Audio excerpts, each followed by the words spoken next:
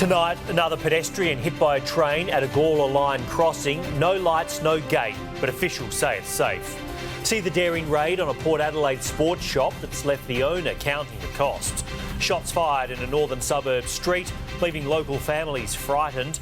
Calls for action to ease Adelaide's home rental squeeze.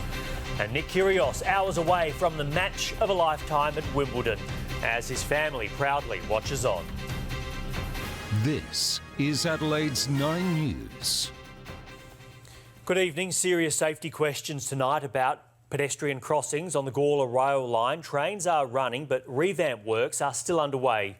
An elderly man was today struck at a crossing where warning lights and a safety gate remain switched off. Strikingly similar circumstances to a near-fatal accident only weeks ago. A team of paramedics treats an elderly man minutes after he was struck by a passenger train. His shocked wife with him at the time.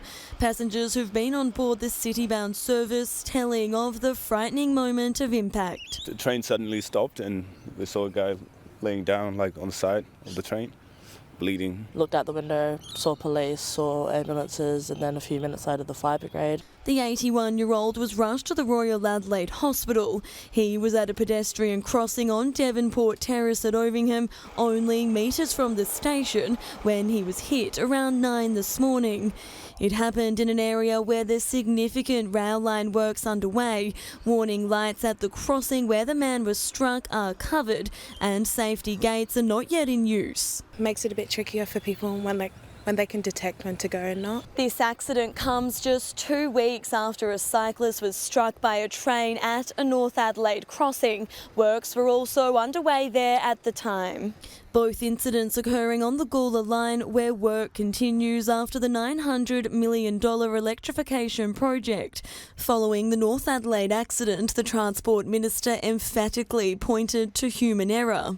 We have painted lines, we have signage that say dismount and do not enter the rail corridor if a train is present. Today, a set of disturbingly similar circumstances. The Transport Department telling us all the crossings on the Gawler line that are open meet safety standards, even if their new lights and gates aren't operating.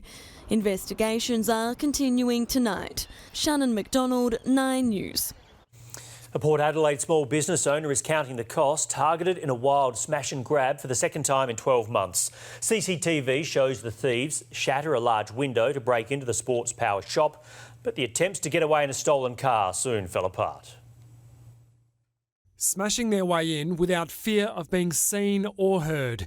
Armed with a rock, thieves pummel their way through a window into the sports store. These ones were prepared. They sussed the place out.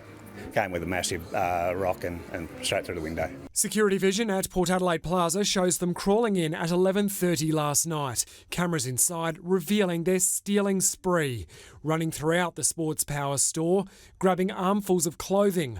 A basketball hoop stand pushed over as they go in for a second and even a third helping. Probably between 5,000 and 6,000, but the window itself will cost probably twice that to replace. The duo smash and grab over within a couple of minutes, speeding off in a stolen Mazda utility shortly before police arrive on scene. They managed to evade patrols for 2 hours before dumping the ute on Ryan Avenue at Woodville West.